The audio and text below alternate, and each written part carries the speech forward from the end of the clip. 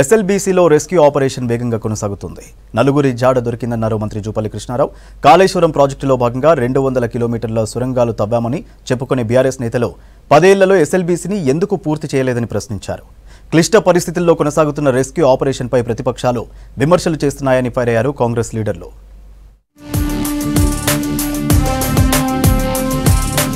SLBC టన్నెల్లో rescue operation final కు చేరింది. టన్నెల్లో చిక్కుకున్న వారిలో నలుగురి ఆచూకీ దొరికింది. జీపీ రాడార్ స్కాన్ తో 9 మీటర్ల లోతు బురదలో మనుషుల శరీర భాగాలను పోలిన ఆనవాళ్లు గుర్తించినట్టు రెస్క్యూ బృందాలు గుర్తించాయి. మిగతా నలుగురు టీబీఎం ముందు భాగంలో ఉన్నట్టు అనుమానిస్తున్నారు. అక్కడికి చేరుకుని శిథిలాలను తొలగిస్తే క్లారిటీ వచ్చే అవకాశం ఉంది. అయితే మిస్ అయిన వారిలో టీబీఎం ముందు భాగంలో ఎవరున్నారో వెనుక ఎవరున్నారో స్పష్టంగా తెలియడం లేదు.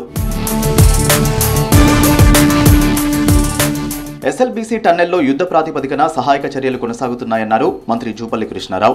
రాడార్తో నలుగురిని లొకేట్ చేయగలిగామని, ఆదివారం సాయంత్రం కల్లా వీరి ఆచూకీ దొరుకుతుందన్నారు. సహాయక చర్యల్లో పురోగతిపై అధికారులతో కీలక రివ్యూ చేశారు మంత్రులు ఉత్తమ్ కుమార్ రెడ్డి, జూపల్లి కృష్ణారావు, సిఎస్ శాంతికుమారి.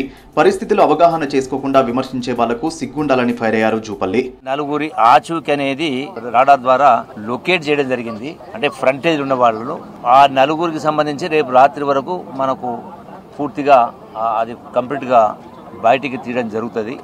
రెండవది, మిగతా నలుగురు ఆ యొక్క టీబీఎం మిషన్ ఫ్రంటేజ్లో ఉన్నారు. దానికి ఇంకొక రోజు ఎక్కువ సమయం పట్టవచ్చు, కొంత సమయం పడుతుంది. ఎస్ఎల్బీసీ టన్నెల్లో రెస్క్యూ ఆపరేషన్ స్పీడ్ గా జరుగుతోందన్నారు అచ్చంపేట ఎమ్మెల్యే వంశీకృష్ణ. కార్మికులను బయటకు తీసుకొచ్చేందుకు అన్ని రకాల ప్రయత్నాలు జరుగుతున్నాయని తెలిపారు. అయితే టన్నెల్లో చిక్కుకున్న 8 మంది కార్మికులు బతికే అవకాశాలు తక్కువ అన్నారు. 4 డేస్ నుంచి చాలా విగరస్ గా సీరియస్ గా ఆ టన్నెల్లో ఆల్ ఎక్స్పర్ట్స్, దానికి మించి ఎక్కువ సింగరేణి కానీ, ఎన్డీఆర్ఎఫ్ కానీ, ఎస్డీఆర్ఎఫ్, ఆర్మీ అందరు కొలాబరేషన్తో పనిచేస్తూ ఉన్నారు. మరి మాకున్న మెసేజ్ ఏంటంటే ఒక దగ్గర 4, ఒక దగ్గర 2, ఒక దగ్గర 2 అని చెప్తా ఉన్నారు. అంటే రాడార్స్ ఇమేజ్ అది. సో అక్కడే ప్లాన్ చేస్తున్నారు, తీస్తూ ఉన్నారు. ఎస్ఎల్బీసీ టన్నెల్ దగ్గర అంబులెన్స్లతో పాటు వైద్య సిబ్బందిని రెడీగా ఉంచారు అధికారులు. అయితే 8 రోజులైనా టన్నెల్లో చిక్కుకున్న కార్మికుల ఆచూకీ తెలియలేదు. దీంతో వారి బంధువులు ఆందోళన చెందుతున్నారు. ఎస్ఎల్బీసీ ఆఫీస్ దగ్గర పడిగాపులు కాస్తున్నారు. 5 दिन हो गए हैं तो कंपनी हमको नीचे भी लेके गई है 2-3 बारी. कल भी गए थे, परसों भी गए थे. जो अंदर काम चल रहा है कि उन्होंने बताया कि टीमें बहुत अंदर काम कर रही हैं, जरिए 4 शिफ्टें जा रही हैं. हमारी तो ये बेनती है सरकार को कि जल्दी से जल्दी जो बच्चे अंदर फंसे हुए हैं उनको निकाला जाए, तो उसके घर में पहुंचाया जाए. సహాయక చర్యల పరిస్థితిని ఎప్పటికప్పుడు ఆరా తీస్తున్నారు సీఎం రేవంత్. సాధ్యమైనంత త్వరగా రెస్క్యూ ఆపరేషన్ కంప్లీట్ చేస్తామని చెబుతున్నారు మంత్రులు, అధికారులు. టైం గడుస్తున్న కొద్దీ కార్మికుల పరిస్థితిపై అనుమానాలు వ్యక్తమవుతున్నాయి. అక్రమ ఇసుక రవాణాను అడ్డుకోవడం వల్ల ప్రభుత్వ ఆదాయం పెరిగిందన్నారు ముఖ్యమంత్రి రేవంత్ రెడ్డి. తక్కువ మొత్తంలో ఇసుక పేదలకు అందేలా ఏర్పాట్లు చేయాలన్నారు. సిటీకి 3 వైపులా ఇసుక పాయింట్లు పెట్టాలని సూచించారు. ఇక ప్రభుత్వ శాఖల ఆధ్వర్యంలో చేపట్టే నిర్మాణాలకు టీజీఎండీసీ నుంచే ఇసుక సప్లై చేయాలన్నారు ముఖ్యమంత్రి. మహిళా దినోత్సవం రోజు మహిళల కోసం మరిన్ని పథకాలు ప్రారంభిస్తామన్నారు మంత్రులు.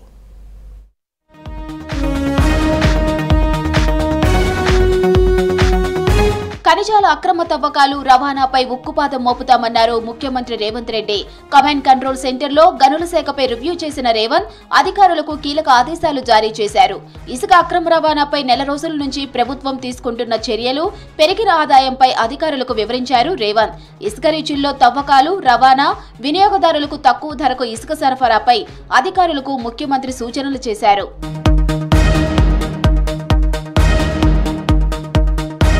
ప్రభుత్వంలోని నీటిపారుదల, ఆర్ఎండ్బి, పంచాయతీరాజ్తో పాటు వివిధ శాఖల ఆధ్వర్యంలో చేపట్టే పనులకు టీజీఎండీసీ నుంచే ఇసుక సరఫరా చేసేలా చూడాలన్నారు. పెద్ద మొత్తంలో నిర్మాణాలు చేపట్టే నిర్మాణ రంగ సంస్థలకు అవసరమైన ఇసుకను టీజీఎండీసీ ద్వారానే సరఫరా చేయాలని ఆదేశించారు సీఎం. తక్కువ మొత్తంలో ఇసుక అవసరమైన వారు కొనుగోలు చేసేలా నగరానికి 3 వైపులా ఇసుక స్టాక్ పాయింట్లు సాధ్యమైనంత త్వరగా ఏర్పాటు చేయాలని ఆదేశించారు. దీర్ఘకాలంగా పెండింగ్ లో ఉన్న మైనర్ ఖనిజ బ్లాకులు వేలానికి వెంటనే టెండర్లు పిలవాలని సీఎం ఆదేశించారు.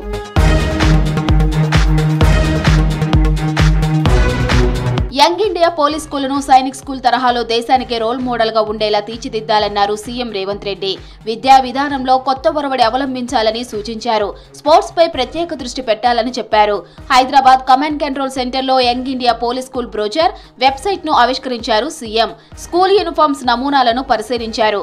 యంగ్ ఇండియా పోలీస్ స్కూల్లో పోలీస్ అమరుల కుటుంబాల పిల్లలకు అడ్మిషన్లలో మొదటి ప్రాధాన్యత ఇచ్చేలా చర్యలు తీసుకోవాలని సూచించారు రేవంత్.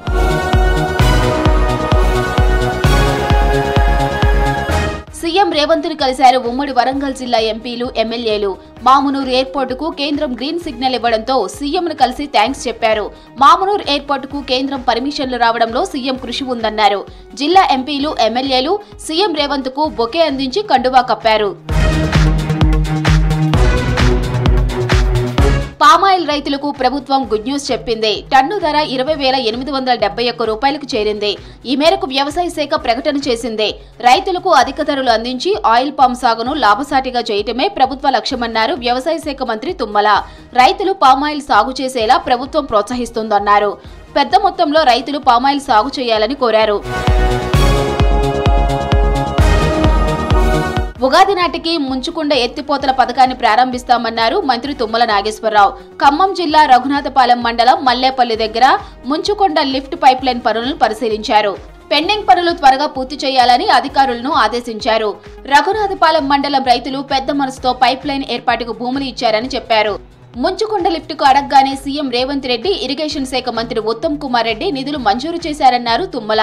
ముంచుకొండ ఎత్తిపోతల పథకం గౌరవ ముఖ్యమంత్రి గారు, ఇరిగేషన్ మంత్రి గారు ఈ మండలం యొక్క నీటి సౌకర్యం కోసం అడగగానే 66 కోట్లు శాంక్షన్ చేశారు. 36 చెరువులకి నీళ్లు ఇవ్వాలని, తద్వారా భూగర్భ జలాలు మనకి రైతాంగానికి ఉపయోగపడాలని, ఆ చెరువుల్లో నీళ్లుంటే ఈ మండలం మొత్తం సస్యశ్యామలంగా ఉంటుందని, తద్వారా ఆయిల్ పామ్ యొక్క తోటలకి మనకి నీటి అవసరం ఉంటుంది కాబట్టి తప్పకుండా ఈ కార్యక్రమం పూర్తి చేయాలనే ఉద్దేశంతో నీరా కైఫులను గౌడ కార్పొరేషన్ కు అప్పగిస్తామన్నారు మంత్రి పొన్నం ప్రభాకర్. వాటిపై మాజీ మంత్రి శ్రీనివాస్ గౌడ్ రాజకీయం చేయడం సరికాదన్నారు. ట్యాంక్ బండ్పై త్వరలోనే సర్వాయి పాపన్న విగ్రహం పెడతామన్నారు. హైదరాబాద్ మినిస్టర్స్ క్వార్టర్స్ లో మంత్రి పొన్నం ప్రభాకర్ తో గౌడ సంఘాల నేతలు కలిశారు. గౌడ సంఘం నిర్మాణ ప్రారంభానికి సంబంధించి మార్చి నెల తర్వాత నిర్ణయాలుంటాయన్నారు మంత్రి పొన్నం ప్రభాకర్. బీసీ కార్పొరేషన్ తరఫున అదేవిధంగా టడీ టాపర్ కార్పొరేషన్ ఎండి గారు కూడా నిన్న సమావేశంలో పాల్గొన్నారు. ఈరోజు దానికి సంబంధించి ఆనాడు శ్రీనివాస్ గౌడ్ గారు ఒక ఆలోచన చేసి దానికి సంబంధించిన ఏర్పాటు చేసి ఉండొచ్చు. కానీ ఈరోజు దానికి సంబంధించిన విషయం లోపల రాజకీయం చేయడానికి ప్రయత్నం చేస్తే అనవసరం దయచేసి. ఎందుకంటే ఇది మేము కూడా కుల ప్రతినిధులుగా కులానికి సంబంధించిన విషయం లోపల బాధ్యతగా వ్యవహరించే ప్రయత్నం చేస్తాను. మార్చి 8న అంతర్జాతీయ మహిళా దినోత్సవాన్ని ఘనంగా నిర్వహించాలని మహిళా శిశు సంక్షేమ శాఖ మంత్రి సీతక్క అధికారులను ఆదేశించారు. ఆర్థిక రంగంలో తెలంగాణ గ్రామీణ మహిళలు సాధించిన విజయాలను ప్రపంచానికి చాటాలని సూచించారు. సికింద్రాబాద్ లోని పెరేడ్ గ్రౌండ్ లో మహిళా దినోత్సవాన్ని ప్రభుత్వం నిర్వహిస్తున్న కారణంగా అధికారులతో ఉన్నత స్థాయి సమీక్ష నిర్వహించారు మంత్రి సీతక్క. మహిళల సంక్షేమంపై హై లెవెల్ కమిటీ వేస్తున్నట్లు చెప్పారు. మహిళా సాధికారతకు, ఆర్థిక స్వావలంబనకు సీఎం రేవంత్ రెడ్డి నేతృత్వంలోని కాంగ్రెస్ ప్రభుత్వం పెద్దపీట వేస్తూ ఉండటంతో హైలైట్ చేసే విధంగా మహిళా దినోత్సవ వేదికగా కార్యక్రమాలు రూపొందించాలని అధికారులకు ఆదేశాలు జారీ చేశారు మంత్రి సీతక్క. సీఎం రేవంత్ రెడ్డి అవగాహన లేకుండా అసహనంతో మాట్లాడుతున్నారని ఫైర్ అయ్యారు బీజేపీ నేతలు. డైవర్ట్ పాలిటిక్స్ చేస్తే సీఎంపై వ్యతిరేకత తగ్గదన్నారు. 10 ఏళ్లలో కేంద్రం నుంచి రాష్ట్రానికి ఎన్నో నిధులు తెచ్చామన్నారు. ఎస్ఎల్బీసీ టన్నెల్ ప్రమాదానికి రాష్ట్ర ప్రభుత్వమే బాధ్యత వహించాలని డిమాండ్ చేశారు కమలం లీడర్లు.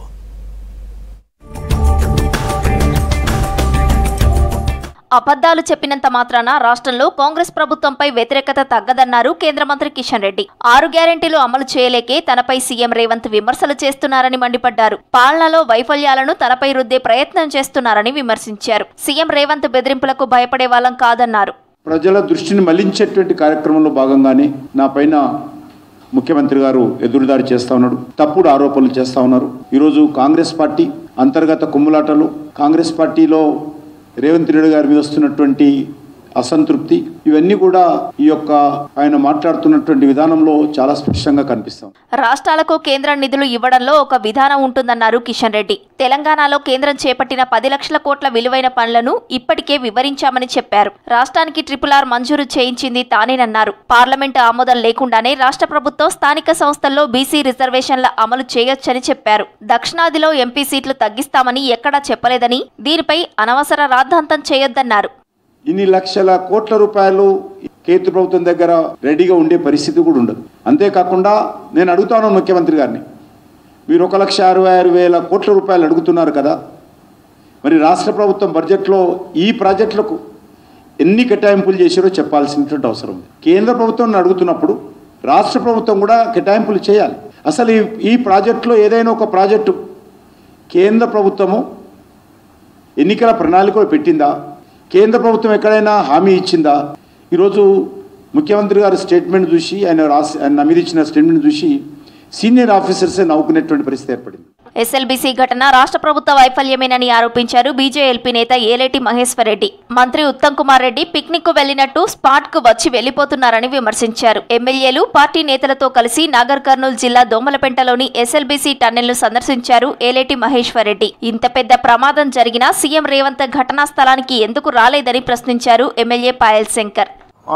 సలహాలను వీళ్ళు పాటించకుండా మీరు హడావిడిగా కాంట్రాక్టర్ మీద వదిలేస్తే కాంట్రాక్టర్ డబ్బులు మిగిల్చుకోవడానికి ఇవేవి కూడా మరి ముందు జాగ్రత్త చర్యలు తీసుకోకుండా ఆయన మొదలుపెట్టడం ఇది ప్రభుత్వ వైఫల్యంగా మేము భావిస్తూ ఉన్నాం.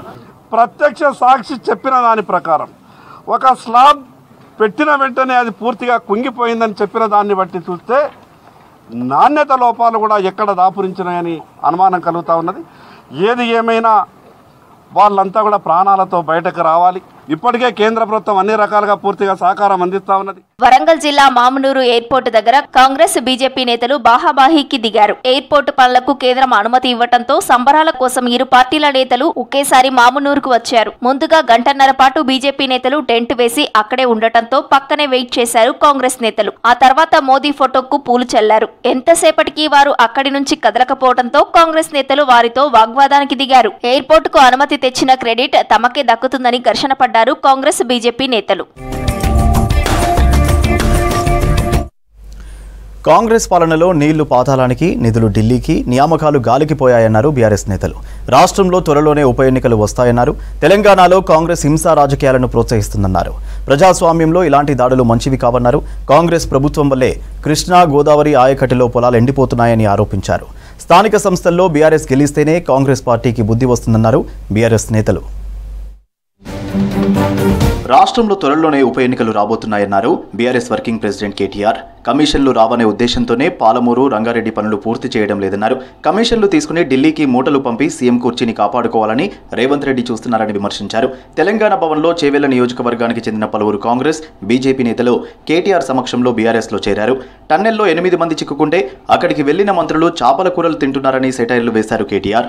మీకు పాలమూరు, రంగారెడ్డి ఎత్తిపోతల పథకం ద్వారా మన చేవెళ్లకు, మన శంకర్పల్లికి, అదేవిధంగా మన ఉమ్మడి రంగారెడ్డి జిల్లాకు నీళ్లు తెచ్చేందుకు కేసీఆర్ గారి నాయకత్వంలో ఆనాడు మనం పనిచేస్తుంటే ఇదే కాంగ్రెస్ వాళ్ళు కేసులేసి ఆపిలు. ఇదే కాంగ్రెస్ వాళ్ళు ఆనాడు ఎక్కడోళ్ళు అక్కడ కోట్లలకు పోయి ఆపే ప్రయత్నం చేసింది.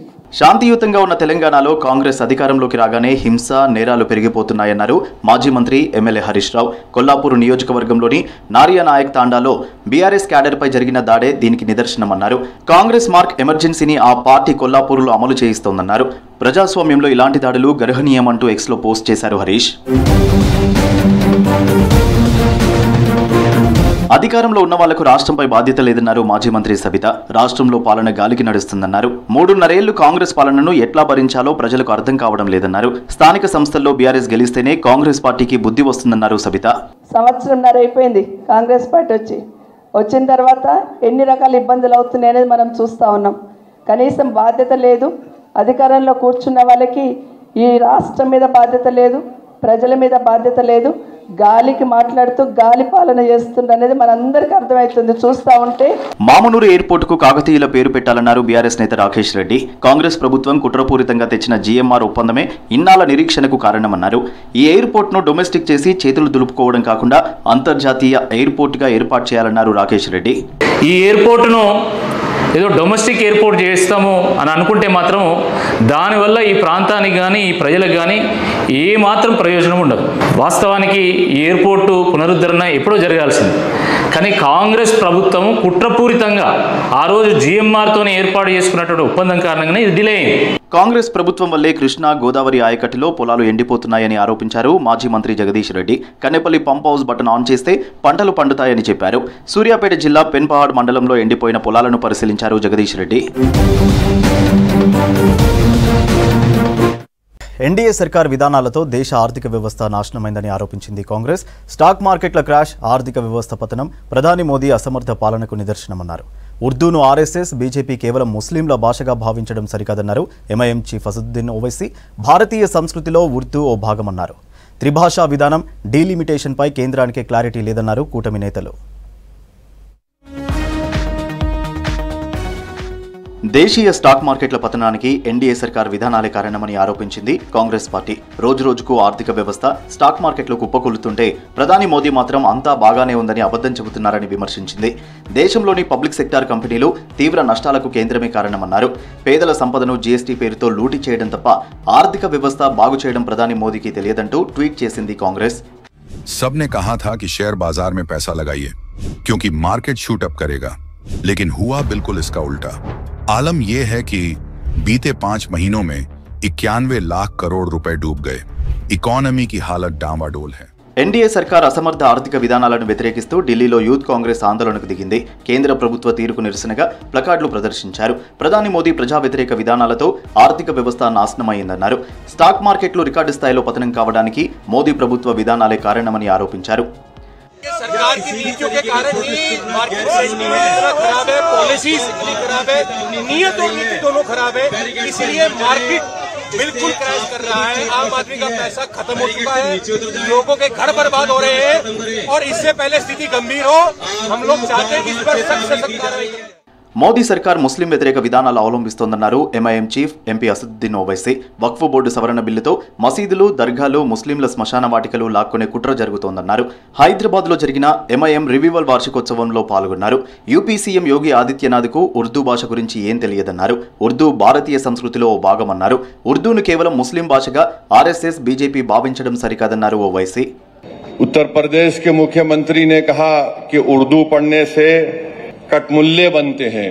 अब उत्तर प्रदेश के मुख्यमंत्री के जो बुजुर्ग थे या जिस आइडियोलॉजी से वो आती हैं, फराह गोरखपुरी उर्दू का एक बहुत बड़ा शायर था, मुसलमान नहीं था. अगर शायद असेंबली में कोई उठ के बोल देता मुख्यमंत्री को, तो मुख्यमंत्री बोलते नहीं, उन्हें भी कटमुल्ला है. तो ये इनकी ये इंटेलेक्चुअल कैपेसिटी है इनकी. జమ్మూ కాశ్మీర్ ప్రజల సంక్షేమమే లక్ష్యంగా ఎన్సీ ప్రభుత్వం పనిచేస్తుందన్నారు సీఎం ఒమర్ అబ్దుల్లా. రేపటి నుంచి రంజాన్ నెల ప్రారంభం అవుతుండటంతో ప్రజలకు ఇబ్బంది లేకుండా ఏర్పాట్లు చేశామన్నారు. దీనిపై ఇప్పటికే అధికారులతో సమీక్ష నిర్వహించినట్టు తెలిపారు. తమ ప్రభుత్వం ఎన్నికల హామీలన్నీ ఖచ్చితంగా అమలు చేస్తుందన్నారు సీఎం ఒమర్ అబ్దుల్లా. और वाजिया सबको हिदायत दी गई, कोई कमी नहीं रहनी चाहिए, चाहे वो बिजली के सप्लाई में हो, खासकर सहरी और इफ्तारी के वक्त, पानी के सप्लाई में, राशन के सप्लाई में, सफाई, इसी तरह सैनिटेशन, ट्रैफिक, इन सब चीज़ों के हवाले से अफसरों से बात हुई और उम्मीद की जा रही है कि हुकूमत के तरफ से तमाम ये इक़दाम जो हैं ये उठाए जाएंगे. కేరళలో ఆశా వర్కర్ల ఆందోళనలు కొనసాగుతున్నాయి. గౌరవ వేతనం నెలకు 21,000తో పాటు రిటైర్మెంట్ బెనిఫిట్స్ 5 లక్షలకు పెంచాలని డిమాండ్ చేస్తున్నారు. వీరికి మద్దతుగా కొచ్చిలో కాంగ్రెస్ శ్రేణులు ధర్నా నిర్వహించాయి. సీఎం పినరయి విజయన్ ప్రభుత్వం ఆశా వర్కర్ల సమస్యలు పట్టించుకోవడం లేదంటూ ఆందోళనకు దిగారు. But what the state government is now doing is they are totally against the strike, and they are telling that the strike they are doing is baseless. Especially the health minister, Srimati Veena George, she is totally reluctant. దీంతో నిరసనకారులకు పోలీసులకు మధ్య తోపులాట జరిగింది. ఆందోళనకారులను చెదరగొట్టేందుకు water cannons ప్రయోగించారు పోలీసులు.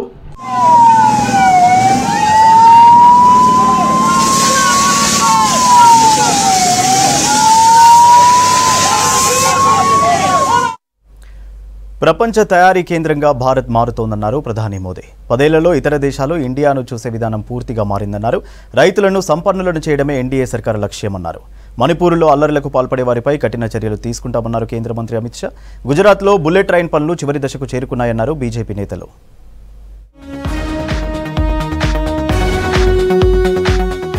World manufacturing hub గా భారత్ మారుతోందన్నారు ప్రధాని Narendra Modi.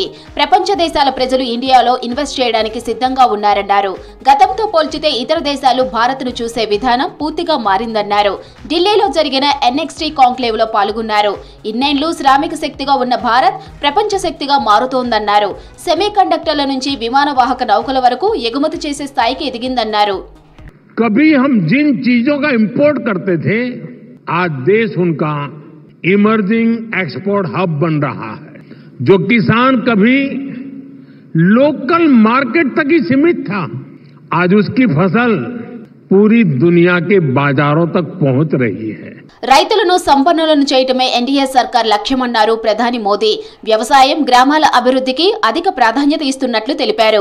Agriculture, village development పై webinar లో వర్చువల్ గా ప్రసంగించారు. ఆత్మ నిర్భరత్ భారత్ నిర్మాణానికి అంతా కలిసి పనిచేయాలన్నారు ప్రధాని మోదీ. एक ऐसे भारत के निर्माण में जुटे हैं जहां किसान समृद्ध हो, किसान सशक्त हो। हमारा प्रयास है कोई किसान पीछे न छूटे, हर एक किसान को आगे बढ़ाएं। हमने कृषि को विकास का पहला इंजन मानते हुए अपने अन्नदाताओं को गौरवपूर्ण स्थान दिया है। ఈశాన్య రాష్ట్రం మణిపూర్లో శాంతి భద్రతలపై కేంద్రం ఫోకస్ పెట్టింది. ఆ రాష్ట్రంలో ప్రస్తుత పరిస్థితులపై సమీక్ష నిర్వహించారు కేంద్ర హోంమంత్రి అమిత్ షా. ఢిల్లీలో జరిగిన సమావేశంలో Manipur governor Ajay Kumar Bhalla, army, paramilitary అధికారులు పాల్గొన్నారు.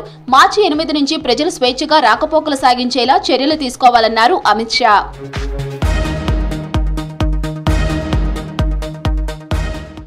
గుజరాత్ లో బుల్లెట్ ట్రైన్ పనులు చివరి దశకు చేరుకున్నాయన్నారు కేంద్ర మంత్రి అశ్విని వైష్ణవ్. పనులు పూర్తిగానే గంటకు 360 కిలోమీటర్ల వేగంతో బుల్లెట్ ట్రైన్ పరుగులు పెట్టనుందని చెప్పారు. మహారాష్ట్రలోనూ బుల్లెట్ రైల్ పనులు వేగవంతంగా జరుగుతున్నాయన్నారు. దాదాపు 2 కిలోమీటర్ల సముద్ర గర్భంలో టన్నెల్ నిర్మించామన్నారు అశ్విని వైష్ణవ్. उस इंजन को अगर आप देखोगे तो ऐसा लगेगा कि डेटा सेंटर जैसे होता है ना, कंप्यूटर सेंटर जो होता है, कंप्यूटर सेंटर जैसा वो इंजन बना है। बहुत ही अच्छा इंजन बना है। तो मैं अभी यहाँ से स्टेशन 2 चीज़ें और देखने जाऊँगा। एक तो दाऊद की फैक्ट्री देखने जाऊँगा, एक बार पूरा उसका इंस्पेक्शन हो जाए तो फिर माननीय प्रधानमंत्री जी को निवेदन करेंगे।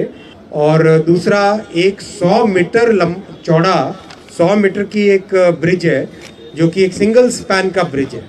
वो भी एक देश के अंदर एक बहुत बड़ा ऐतिहासिक काम है। ఎన్డీఏ సర్కార్ వైద్య, ఆరోగ్య రంగానికి అధిక ప్రాధాన్యత ఇస్తోందన్నారు కేంద్ర మంత్రి జేపీ నడ్డా. ఢిల్లీలో ప్రధానమంత్రి భారతీయ జన ఔషధి పరియోజన వాహనాన్ని ప్రారంభించారు. మార్చి 7న జన్ ఔషధి దివాస్ సందర్భంగా వారం రోజులు వివిధ కార్యక్రమాలు నిర్వహించనున్నట్లు తెలిపారు.